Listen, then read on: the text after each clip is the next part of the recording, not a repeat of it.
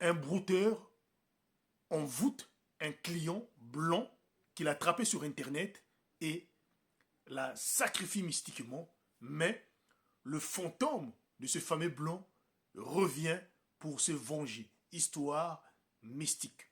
Cette histoire que j'aimerais vous raconter, ça se passe en Côte d'Ivoire. C'est l'histoire qui m'a été racontée par le frère de celui qui l'a vécu. Alors l'histoire se passe en Côte d'Ivoire. C'était l'histoire d'Ahmed.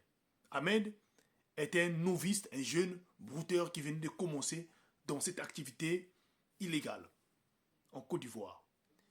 Donc il avait l'habitude, avec ses amis, en tout cas d'arnaquer des gens sur Internet. Un jour, Ahmed avait ciblé un monsieur qui avait l'habitude, en tout cas, de exhiber de l'argent sur Internet dans un site.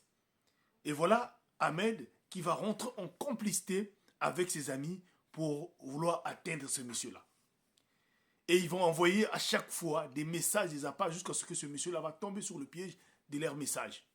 Mais pour que cela puisse marcher, alors voilà comment Ahmed, qui va décider avec quelques de ses amis, de quitter la Côte d'Ivoire pour aller au Bénin, pour aller chercher, en tout cas, un féticheur qui pouvait leur aider.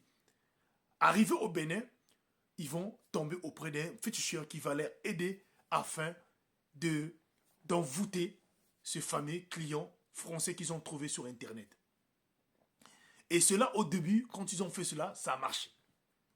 Mais, apparemment, le jour quand ils sont arrivés auprès du féticheur, le féticheur les a dit que le monsieur dont vous voulez aussi envoûter, il est dans une secte très puissante. Alors, il faut un travail très très énorme pour que nous puissions l'envoûter. Donc Ahmed et ses amis étaient obligés de rester au Bénin et de dormir dans des cimetières, dans plusieurs rituels, afin de vouloir seulement atteindre ce fameux monsieur-là, qui était un homme très riche, européen, français. Après les rituels, voilà, tout s'était passé. Le monsieur, qui avait beaucoup d'argent, commençait maintenant à envoyer Ahmed et son groupe de l'argent.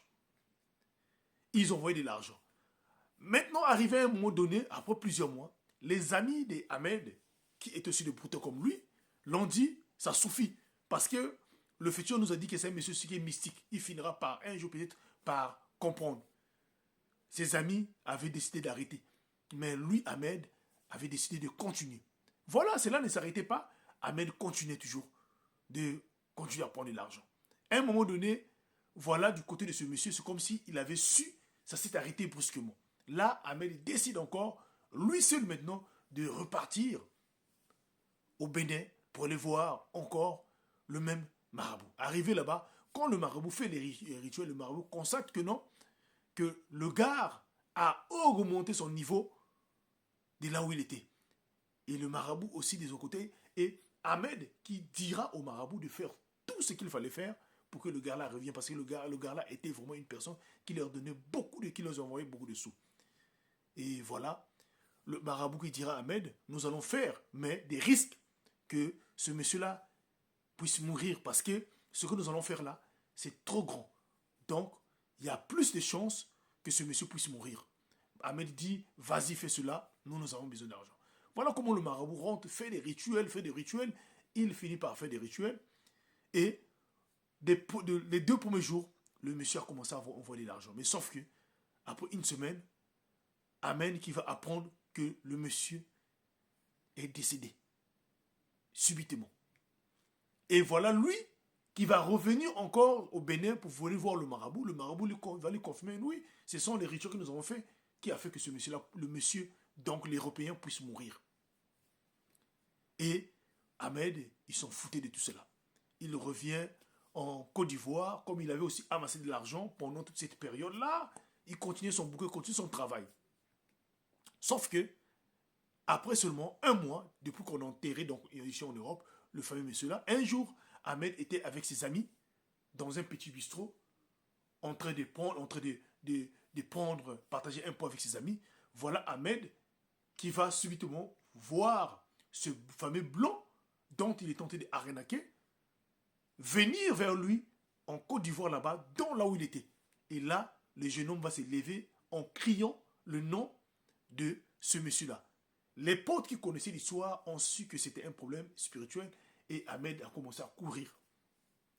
Ahmed a commencé à courir. Les potes ont essayé un peu de le calmer, sauf qu'à un moment donné, ça s'est arrêté. Le lendemain, ça a repris encore. Voilà, jusqu'à ce que Ahmed a perdu sa vie mystiquement. Avant de mourir, Ahmed était obligé de confesser cela, de dire cela à ses frères, à son frère et ses sœurs de sang, afin qu'ils puissent savoir ce qui lui est arrivé. C'est pour vous dire quoi par rapport à la moralité de cette histoire. Vous savez, on dit souvent que qui tue par l'épée meurt par l'épée. La vie, aucune personne sur cette terre-là est capable de fabriquer une personne. Donc, si vous décidez d'aller mettre fin à la vie d'une personne, sachez que vous aussi, vous allez passer sur le même chemin. Il y a des certains arbres où on ne peut pas grimper. Il y a des certains arbres où on ne peut pas monter. Il faut faire attention. Vous touchez à une personne, c'est votre vie qui partira. Alors il faut faire attention. Voilà comment ce monsieur qui croyait, ce jeune homme, Ahmed, qui croyait qu'il était plus fort que tout le monde, voilà comment il lui aussi venait de partir. Partage-moi cette histoire et commente au maximum. Que Dieu nous bénisse. Merci beaucoup.